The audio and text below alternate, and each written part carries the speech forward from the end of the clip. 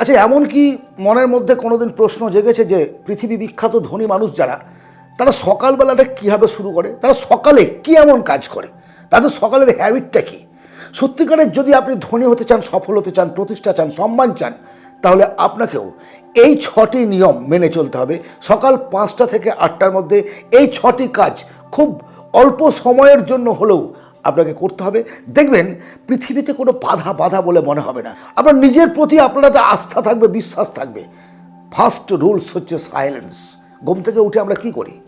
আর নিজেকে জিজ্ঞেস করুন যে আমরা অধিকাংশ মানুষ ইন দিস টাইম, পূর্বে কী হতো সেই কথা বলছি না, কিন্তু এখন বর্তমানে ছেলেমেয়েরা এবং আমরা প্রত্যেকেই, বড়রাও সকালে ঘুম থেকে উঠে মোবাইলটা হাতে নিই।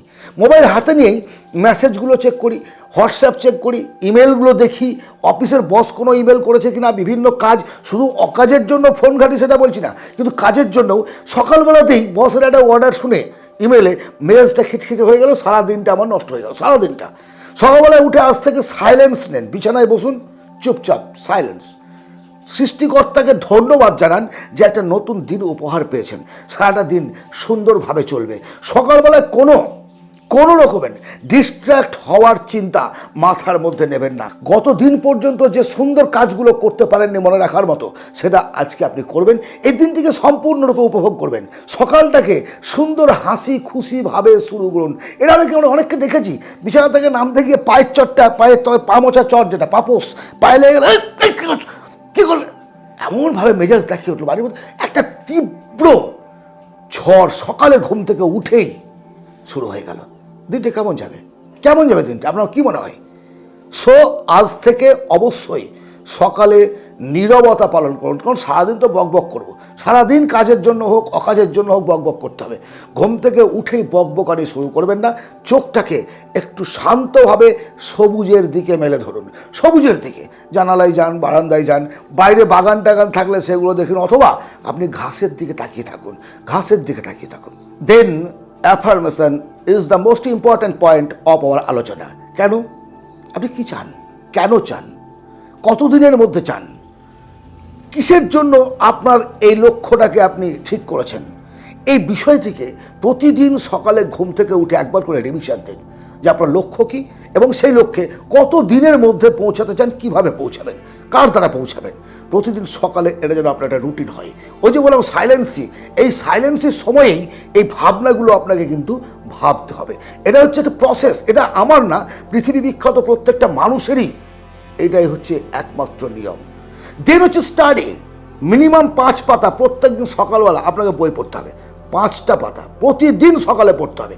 এই যে 5টা পাতা বললাম, পারলে সপ্তাহে একটা করে বই শেষ করবেন। এখন আপনি প্রশ্ন করবেন, হ্যাঁ বড় লোকের বাচ্চা, প্রতি সপ্তাহে একটা করে বই পাবো কোথায়?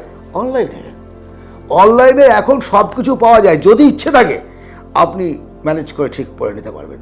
কেন পড়তে হবে? কারণ আপনি আপনার জীবনের উন্নতি চান। আপনি চান যে আগামী দিনগুলো যেন আপনার সুন্দর হয়।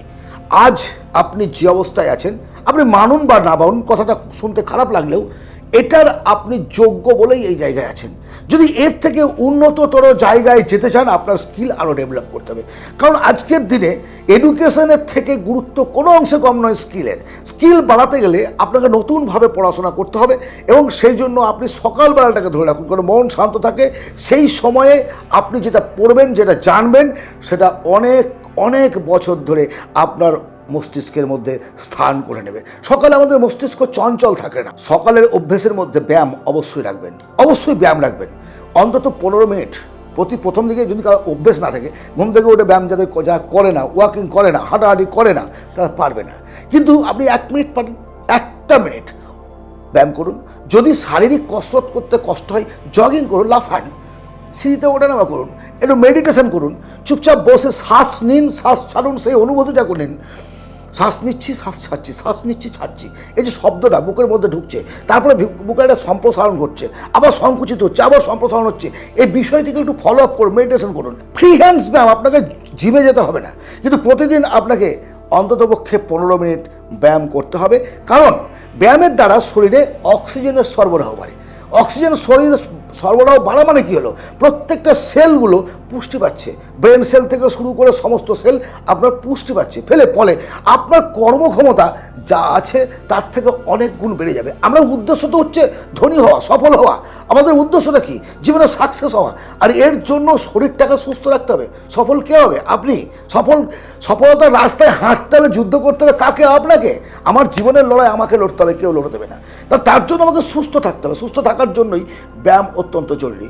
সুষম আহার এবং শরীরে অক্সিজেনের সরবরাহ বাড়ানো অবশ্যই আপনাকে করতে হবে, অবশ্যই করতে হবে। ভিজুয়ালাইজেশন, এটা শুনতে একটু কেমন ধরনের মনে হলেও এটা অত্যন্ত বাস্তব এবং প্রমাণিত সত্য একটি পদ্ধতি, যে আপনার লক্ষ্য কি, আপনি কি চান, কোথায় চান, কিভাবে চান, ইত্যাদি আপনি জানেন।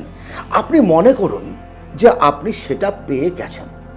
যদি আপনি সেই জায়গায় পৌঁছে যান, একজন অলিম্পিকে অংশ নেওয়ার পর সে যখন জয়ের মুকুটটা পায়, তার যে অনুভূতি হয়, সেই অনুভূতিটা যদি সে জয়েন করার, যুদ্ধে নামার আগে না কল্পনা করতে পারে, তাহলে সেটা অ্যাচিভ করার জন্য যে ফোর্স প্রয়োগ করতে হবে সেটা পারবে না। আপনি যেটা চান ধরুন পেয়ে গেছেন, মনে করুন পেয়ে গেছেন, বিষয়টি সত্যি কঠিন, কিন্তু ভাবতে হবে। আমাদের থিঙ্কিং, পাওয়ার অফ থিঙ্কিংয়ের কথায় বলে যে আমি যেটা চিন্তা করব সেটা পেতে আমি বাধ্য, কারণ সেটা পাওয়ার জন্য মনের মধ্যে কিলবিল করে উঠবে ঘুমন্ত সিংহটা, এবং সেই লক্ষ্যে পৌঁছানোর জন্য যে স্টেপ নেওয়ার প্রয়োজন সেগুলো নিতে বাধ্য। আপনি মনে করুন, ভিজুয়ালাইজেশন করতেই হবে যে আমি পেয়েছি, আমার কাছে সমস্ত কিছু আছে, সুন্দর বাড়ি আছে, প্রতিষ্ঠা আছে, সব কিছু। আপনার যাত্রাপথের শুরুতেই আপনি যদি আপনার লক্ষ্যটাকে স্থির করে নিতে না পারেন এবং পাওয়ার যে অনুভূতি, সেটা মেন্টাল পিসনেস যদি আপনি না পান, তাহলে সেই জায়গায় পৌঁছাতে পারবেন না। একটা শর্টহান্ডে গল্প বলে এই বিষয়ে, একজন আসামির মৃত্যুদণ্ড হয়েছে, সাপের কামড়ে তার মৃত্যু হবে। তাকে বলে দেওয়া হলো যে তোমাকে ফাঁসি দেওয়া হবে না, তোমাকে যদি একটা সাপ দিয়ে ছোবল মারা হয় তাহলে তুমি দ্রুত মরবে, আর ফাঁসি দিলে মরলে কষ্ট হবে। আসামি বলে যে আমাকে সাপ দিয়ে কামড়া হোক। আসামিকে চেয়ারের মধ্যে বেঁধে দেওয়া হলো, তার চোখের সামনে একজন ডাক্তারবাবু এসে সাপ দেখিয়ে দিলেন, চোখটা বেঁধে দেওয়া হলো, সাপটা দেখার পরে চোখটা বেঁধে দিলেন। এবার যখন পেশেন্টটার কাছে এসে পিন ফুটিয়ে দিলেন একটা ডাক্তারবাবু, দেন দেয়ার পেশেন্টটা মারা গেল। এবং অদ্ভুত ব্যাপার, পোস্টমর্টম রিপোর্টে তার সারা শরীরে বিষক্রিয়া দেখা দিয়েছিল। কী করে? সাপ তো তাকে কামড়ায়নি, একটা পিন ফুটিয়েছিল, কিন্তু পেশেন্ট আসামি ভেবেছিল যে আমাকে সাপে কামড়েছে। তাহলে থিঙ্কিং মানে আমার মস্তিষ্কের চিন্তা ক্ষমতা কতটা ভাবতে পারছেন, কল্পনা করতে পারছেন, চিন্তা ভাবনা কতটা, এটাই হচ্ছে রিয়ালিটি। সুতরাং আপনি কল্পনা করুন, চিন্তা করুন যে আপনি পেয়ে গেছেন এবং আপনাকে সেটা পেতে হবে, পেতেই হবে। আর তার জন্য যা কিছু করার এই সকালের কাজটার মধ্যেই সেই ভাবনাগুলোকে আপনি জেগে রাখবেন। আজকের আলোচনার লাস্ট পয়েন্ট, স্ক্রাইবিং। আপনি যেটা পছন্দ করেন, আপনার প্যাশন, প্রফেশন অ্যান্ড প্যাশন সম্পূর্ণ আলাদা জিনিস।